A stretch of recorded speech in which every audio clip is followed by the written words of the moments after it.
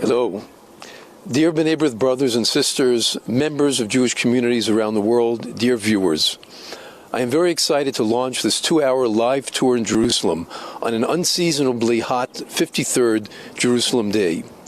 To fill the gap left by coronavirus that has made it impossible for you to travel here and enjoy the sights, sounds, smells, and tastes of Jerusalem, the World Zionist Organization and the B'nai B'rith World Center Jerusalem are honored to provide this unique opportunity to visit some of the major sites associated with Yom Yerushalayim and our capital city from the comfort of your home and with the help of 2 expert guides, Aviv Vishkowski, who is here with me on the Mount of Olives, and Dorit Graver. The 2-hour program will feature special sites in Jerusalem, along with history, heritage, and interviews with some of those who fought in the Six-Day War of June 1967 when the city was reunited. B'nai B'rith has a long history in Jerusalem, beginning in 1888 when the Jerusalem Lodge was established with the purpose of creating a union to promote the concept of Jewish nationalism and to counter missionary activities rampant at the time. B'nai B'rith is among the international Zionist organizations that are members of the WZO, and in 1982 it established the B'nai B'rith World Center to serve as its permanent presence in Jerusalem and public affairs arm in Israel. Jerusalem Day is a significant watershed that signals the return of the Jewish people to ancestral places. But we celebrate still in the shadow of the continuing struggle over Israeli sovereignty in the land of Israel and even here in our capital. Before we set out, let's watch a special message from Yaakov Chaguel, Vice and Acting Chairman of the World Zionist Organization, our partner in this broadcast. ברוכים הבאים לבניין המוסדות הלאומיים. כאן הוקם הבניין לממשלה שבדרך, ממשלה שהקימה את מדינת ישראל. אנחנו שמחים שאתם כאן, ואנחנו שמחים שהצטרפתם לסיור וירטואלי בירושלים ביום ירושלים. אותה עיר שלא היינו בה 19 שנים, מ-1948 ועד 1967, שוחררה על ידי צה"ל אוחדה לעיר אחת. אנחנו פה בהסתדרות הציונית העולמית מתחייבים להמשיך ולשמור על ירושלים מאוחדת. מתחייבים להמשיך ולשמור על ירושלים כבירתה הנצחית של העם היהודי, גם כאן בישראל וגם לאחינו בתפוצות. זו ירושלים שכולנו מתפללים אליה, זו ירושלים שכולם כמאים אליה, זו ירושלים שכולם מתחברים אליה. אנחנו שמחים שאתם כאן איתנו בסיור. בואו נהנה ונראה את יופייה של ירושלים בתוך החומות ומחוץ לחומות. טיול מענה. And then in 1948 we have a country, Israel, dependent state. But the war was very difficult. It was very hard to defend our borders, and we lost Jerusalem. We have a country, but we lost the heart. What do you think, a body without a heart? What does that mean? So still we're happy, we have an independent country, but still we don't have a heart. And we are now in Mount of Olives. What you're seeing in the view is exactly what the Jordanians saw for 19 years.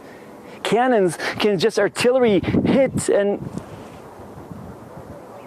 we are here today.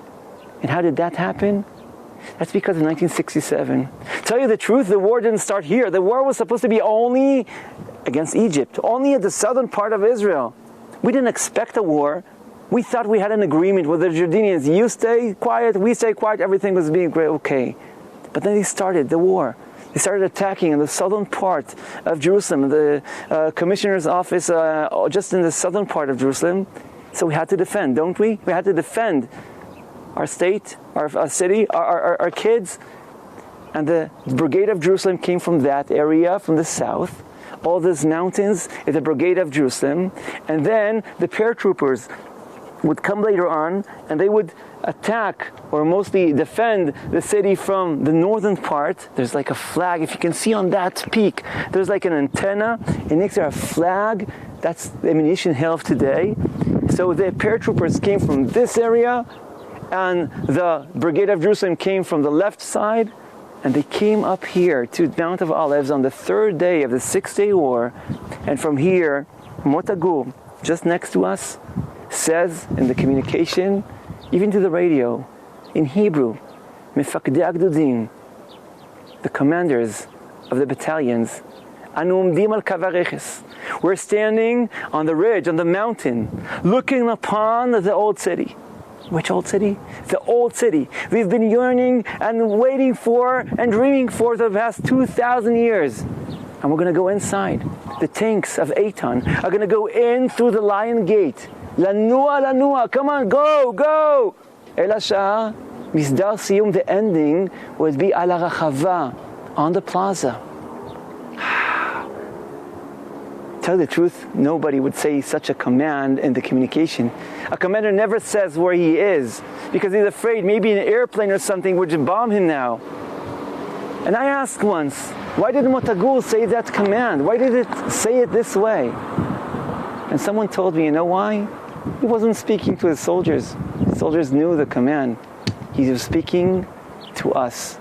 The people who are at home, who couldn't come because of the war, he's telling them, we are going inside the heart of the hearts. We're coming back home to Jerusalem. So what are we going to do? We're going to do this. We're going to start walking, and we're going to go in the same footsteps of the soldiers, of the paratroopers who came here 53 years ago. Today, we're going to walk down all the way to the area of the Lion Gate, and then we're going to go inside the northern part of the old city. See some amazing places which I'm sure that most of us have never been there. Even Israelis don't go there, but we're going to go there. We have special exclusive areas that we're going to go into private homes, look upon from the roofs, and then we're going to end at the Western Wall. We have some surprises along our tour, so are you joining me? So let's start walking. We're walking this way, and let's start first with, still Har Zaitim is this big cemetery. This is the oldest cemetery that's in the world, that people are still buried in it. We have some graves even from the first temple and from the second temple, and we are starting to walk. One of the stories of the people who are buried here in Mount Hazartim, Olive Mountain, are these people. We can come closer and see that over here are more than 40 people who died in 1948. They died in 1948 in the Old City. Meaning Jews were there in the Old City. There were a majority from 1840. But in 1948, we had to surrender because the Jordanians took over. One of the graves just over there is of a 10-year-old Nissim Gini who died at 1948 as a defender of Israel. He defended his house, his family, and the Jordanians, a sniper just shot him. We moved to Tzahal Square, and we are right next to the old city walls, as you can see. Jaffa Street is right next to us, and we are in a very important spot. And if we going back to tell the story of 1948, so we're just talking about Friday afternoon, right after David Ben-Gurion was standing in Rothschild Boulevard and announcing about an Israeli state. Everyone went crazy, all the dancing, all the joy. People were dancing in the streets. No one prepared to the fact that the next morning, while people were still so drunk from last night's celebrations, 5 Arab countries attacked Israel. Syria, Lebanon, Jordan, Egypt, and Iraq. 5 Arab countries, all against one tiny country that was just born. And then a hard war, the War of Independence, started for 16 long months. This war actually lasted everywhere, all over Israel. And one of the hardest battles were right here in Jerusalem. During the fighting were crucial, were hard around the streets of Jerusalem, the narrow alleys of the old city. And in the middle of that war, around November, 2 major generals. The Israeli one, Moshe Dayan, the guy with the patch we all know, and the Jordanian one, Abdallah Atel, both decided that Jerusalem needs to stop. And they actually decided that Jerusalem is too tired to fight and we need to sign a ceasefire agreement. So both of them were met right here in this neighborhood, Musrara, just across the street, in a house. They opened a map and they took two pencils. Moshe Dayan took a green pencil and Abdallah Atel took the red pencil, and together on the same map they marked the spots. Everyone marked his own forces spot, where the Israeli forces are sitting and where the Jordanian forces are sitting. And like in the kids doing and then connecting all the dots, they connected all the dots together with the green line and the red line. And then they set a border. When they did that, no one of them ever imagined in the wildest dream that they're setting a permanent border here in Jerusalem for so long. Both of them thought this is just a temporary border until prime ministers, the more important people will come and set a permanent border. None of them ever imagined they're setting a reality for this city for the next 19 years. But that's exactly what happened. And with these two pencils, you guys probably know the red, the green line. So the green line is based on that green line that was marked right here in this neighborhood. And they actually set a border and split the city to two for the next 19 years. From 1948 until 1967, the border was right here. There was a big, massive wall just across here. There's amazing photographs, shows us the border right here, and Jerusalem finds itself just cut to two. The east part belonged to the Jordanians, the west part belonged to the Israelis. There is a famous picture of the smiling nun holding the false teeth in her hands of the good end for that story that happened right here on the border. But most of the stories, the reality, the real simple life on these 19 days were not that funny and were not that amusing, because living here on the border means that you have to watch your steps. You can't just walk here. That snipers, Jordanian snipers, can shoot you any minute. That you're not going to let your kids to walk here because it's too scary. There were a lot of stories about kids who were playing soccer. Urim Al-Milyan, the famous soccer player in Israel, that says that because he was living here in Jerusalem and he had to be so accurate about where he's kicking his ball, otherwise his ball will find its way to Jordan and you can say goodbye to that ball. Therefore, he actually trained himself to be so accurate with his ball and with his kicking, and that's how he became such a talented football soccer player. So not just kids playing and not just people who were terribly afraid to walk here, also the meaning of border in the middle of the city was that many neighborhoods found themselves in a horrible situation. Slums, poor neighborhoods, areas like Yamin Moshe neighborhood, that today it's the most expensive real estate in the city. No one wanted to come here. No one wanted to live on the border when you have such daily danger of snipers and shooting and incidents right here on the border. So for 19 years, we couldn't just stand here as we do right now. We couldn't just walk into the old city from Jaffa Gate like we're gonna do very, very soon. It was impossible. And the local people here in Jerusalem ask themselves, are we ever going to come back to the old city? Can we ever come back to touch the stones of the Western Wall? Can we ever walk on Mount Olives again? The question was not when, the question was if ever. And we are lucky to stand here and to tell the story, a story with an answer. Yes, 1967. Because in 1967, during the Six-Day War, one of the battles were here in Jerusalem. And for 6 days of fighting, Israel more than doubled the territory of Israel.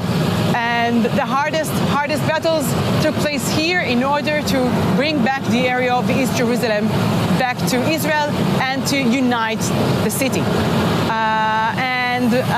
In June 1967, that's exactly what happened. Jerusalem was united. The walls were broken, the fence were off, and now we have one city united. ברגע זה אנו עוברים את שער האריות. אנחנו בתוך העיר העתיקה. אנחנו בתוך העיר העתיקה. הר הבית בידינו, כאן תלמיד, הר הבית בידינו. רות שריף קיבלנו, כל הכבוד, כל הכבוד. חדל, כל הכוחות חדל.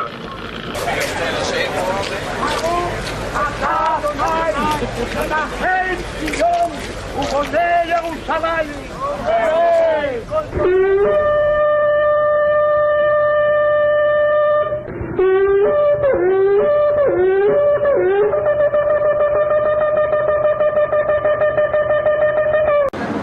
Did you see? Wow, we're just in the middle of the war, in the middle of the battle. They were shooting at us. We had to disconnect. But now we're up here at the Mount of Olives and the Lion Gate. Whoa, it's so hot today in Jerusalem. And we are on the road of the Lion Gate. What is the Lion Gate? Lion Gate is the eastern gate of Jerusalem. Really, it's called the Jericho Gate, because if you leave Jerusalem, it's called Jericho Gate. You leave to Jericho.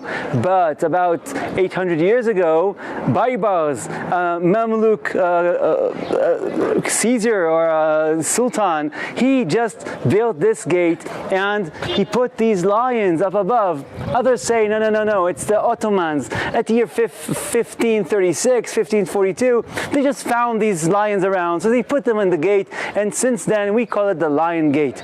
But who are the lions?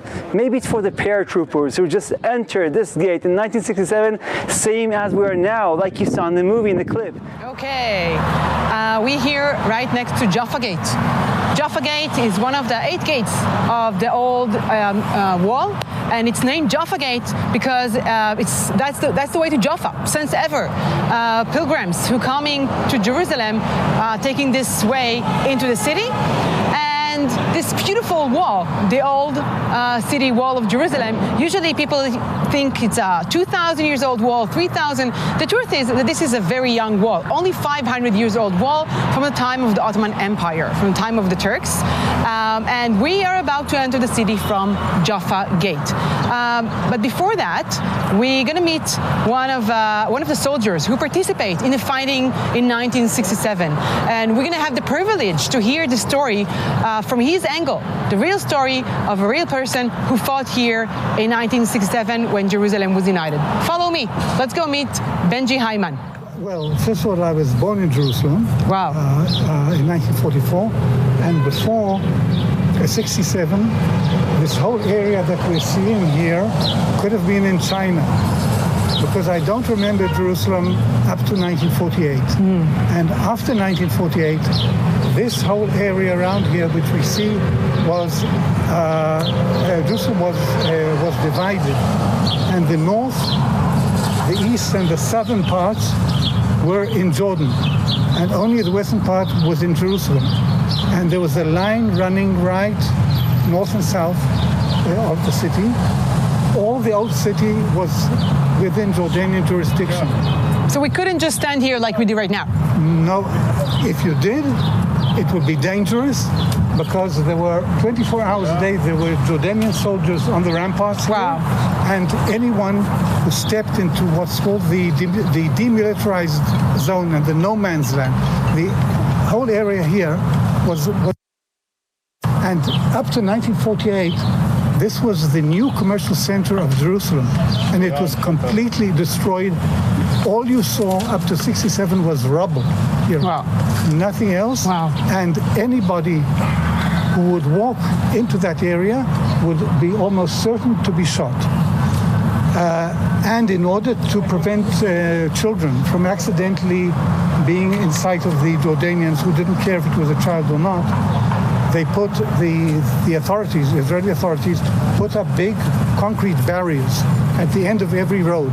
So at the end of the Mamila Road here, when you went down, you saw these big barriers, and you could go through them around, but then you were again putting yourself at risk.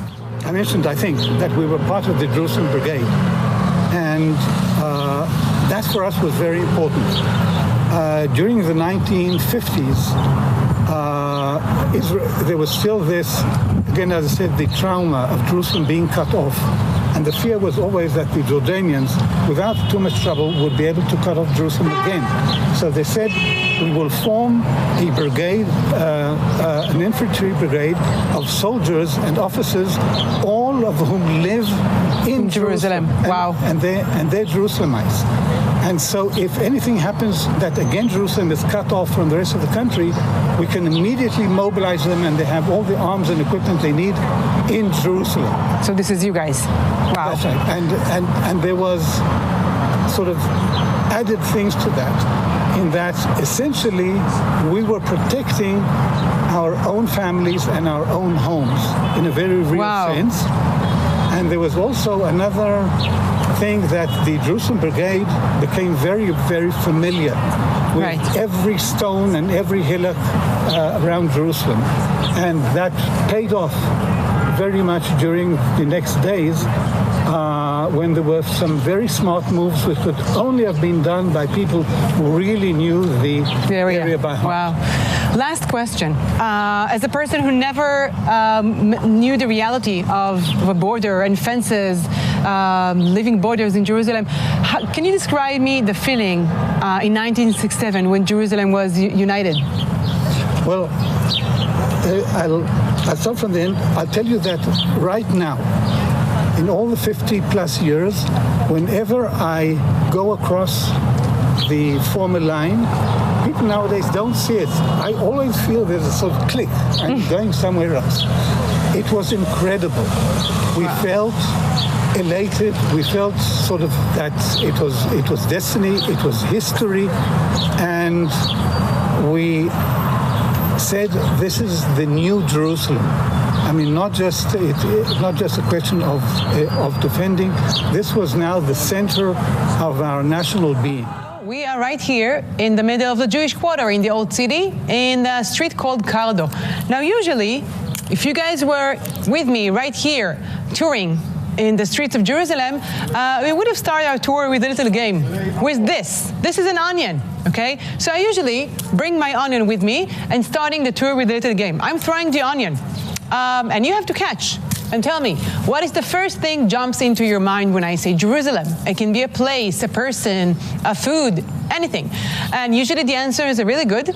And then I'm asking, and I'm going to ask you guys right now, why do I bring an onion? Why can't I use just a ball? So the truth is that this is Jerusalem. This onion is actually Jerusalem, because Jerusalem is not because it makes you cry in certain days of the year like this day, but it's also an onion because of the layers. If you want to know the story of Jerusalem, if you want to understand Jerusalem, you have to start digging the layers. Only when you're walking between the layers, you are actually realizing the story of Jerusalem. Because Jerusalem is the most desirable city in the world, in the history. Jerusalem moved more than 40 times from hand to hand. Everyone wanted Jerusalem. Everyone fought for Jerusalem. And we're standing right now in the Cardo, which is the real example for that fighting. Because in the times of the Roman Empire, while the Roman Empire, the Romans were ruling Jerusalem, this city, which names the Cardo. Cardo in Latin means heart, was the street, the center of the city, was the heart of the city. And where I'm standing right now was actually the main bazaar, the main market of the city. You can imagine yourself the shops all over, and people walking and buying stuff, and all the vendors shouting, and all the colorful vegetables and fruit.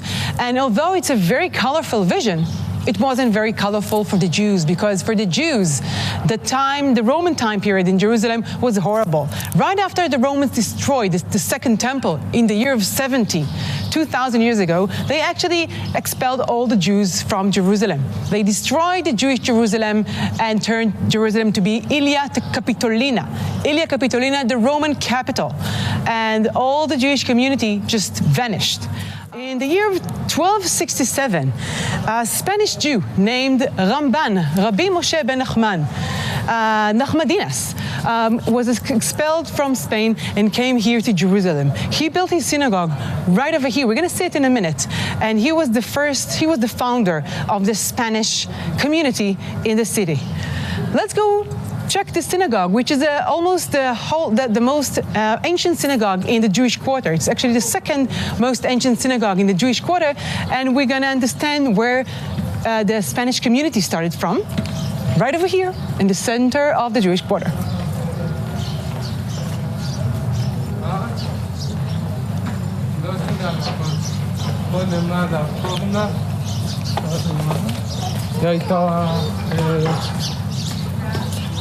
We are still walking here, and we're about to see that synagogue.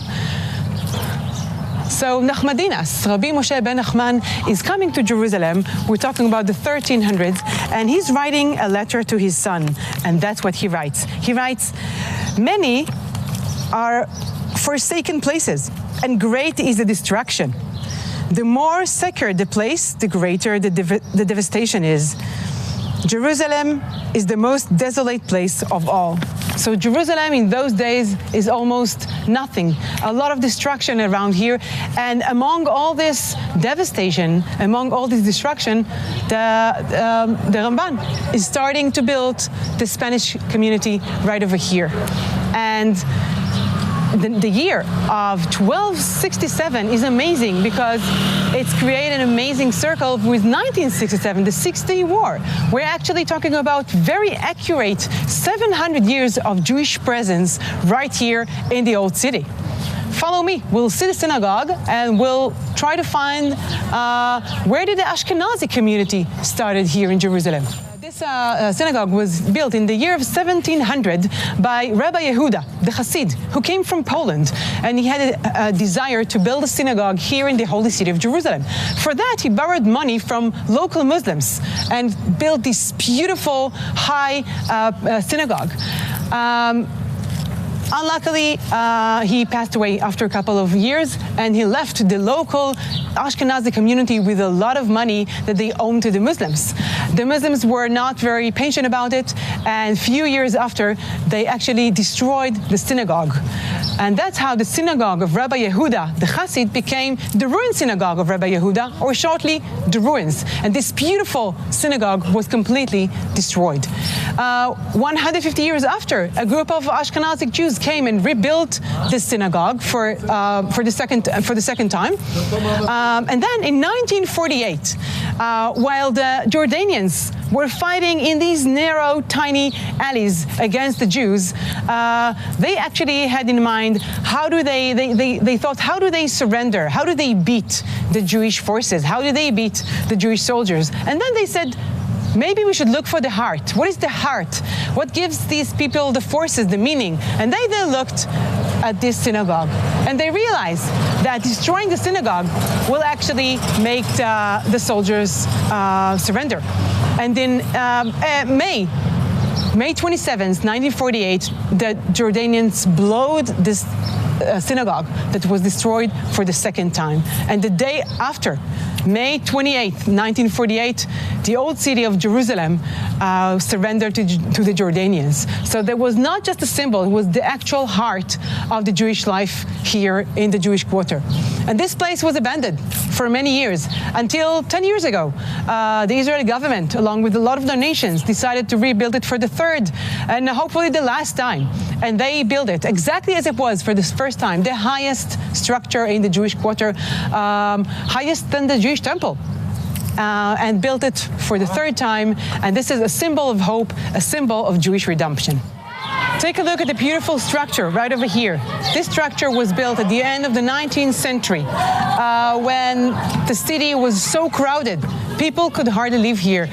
The Muslims didn't let the people to build new houses, and people rented tiny, very poor houses and lived in horrible conditions until at the end of the 19th century, a group of Jewish people from Germany and the Netherlands gave a lot of money, along with Rothschild family, to build this neighborhood.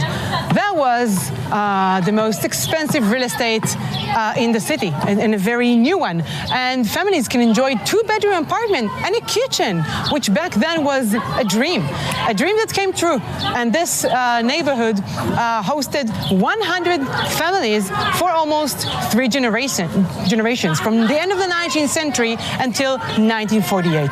Because in 1948, when the forces were actually gathering, and the Israeli forces realized that these is our last days in the old city, Moshe was the leader of the Jewish community, decided that there is no other chance and surrender. And he was sitting here in the Jewish quarter signing the surrendering agreement with the Jordanians, and the Jordanians asked him to gather all the Jewish people here in this courtyard. There is a very famous picture of John Phillips, an American photographer. He was taking photos for the Life magazine, who took picture of this neighborhood while all these people were gathering here. We're talking about 1,600 Jewish people sitting here in this courtyard and knowing that this is the last hours in the old city before the Jordanians are going to take over, and the old city of Jerusalem is not going to be longer part of Israel. And while these people, all of them, 1,600 people, are sitting here, 48 of them were already dead, 100 casualties.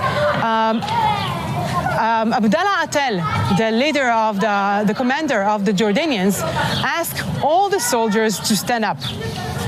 He wanted to take them to prison. He wanted to take them as prisoners, and he wanted to separate the soldiers from the people of the community. Out of these 1,600 people, 30 people stood up, and Abdallah Atel was overwhelmed when he realized that all these 2 weeks, long days of fighting, so many Jordanian soldiers fought against only 30 Israeli soldiers. He couldn't stand this humiliation. He couldn't bring 30 soldiers to Amman, back to Jordan, so he took 280 people along with him. Most of them weren't even soldiers. The oldest person was more than 80 years old, but all of them went to prison, to the Jordanian prison, right from here to this courtyard, and all the rest of the people, almost more than 1,500 people, left through Zion Gate, Jerusalem, for the last time. So 700 years of Jewish presence here in the Jewish quarter in the Old City ended right here in 1948. But first you're looking at Mount Scopus. You should know that for 19 years, it's not only that we didn't have the old city, we had the enemy and tanks and artillery just shooting always Jerusalem. Israel was very narrow for 19 years, also in the area of Netanya and Kfar Saba. And suddenly after 1967, when I interview a lot of people from 48, 67, they all say, after 48, after 67, they just finally breathe. You're not afraid of just a cannon shooting at you on a regular sunny day. Sof, at last, you feel secure. Mount Scopus was a Scopus. It was like looking upon the area of Jordan Valley for 19 years. And of course, after 67, Jerusalem has expanded. And today we have also the neighborhoods of Gilo on the southern part, and Pisgat Ze'ev, and Neve Yaakov. And we have an amazing center of the city. And we have the Jewish quarter with so many sites, tourist sites, 14 archaeological sites. And we have the Western Wall tunnels here, and to the right-hand side, the Davidson Center, and we have City of David. You have to come to Jerusalem, an amazing city. For 19 years, we're just afraid of just lifting our head, and today we have all of this. Jerusalem, an amazing city, more than 900,000 people living in it. We have an amazing city with a train just in the middle of the city, no almost pollution of buses in the center of today's modern city. We have you have to come, parties and new innovation, and we don't have time for all of that. I just want to tell you that all of that happened because of 53 years ago, some people took responsibility and defended us, and they came here and they united Jerusalem. On the way here, we met so many policemen, so many soldiers. We thanked them. We saluted them. They were so happy of people saying thank you. And I told them that we have thousands of people with us in the camera. They thought it was an empty city, but thanks to you viewers, we filled up the city and brought joy to the city.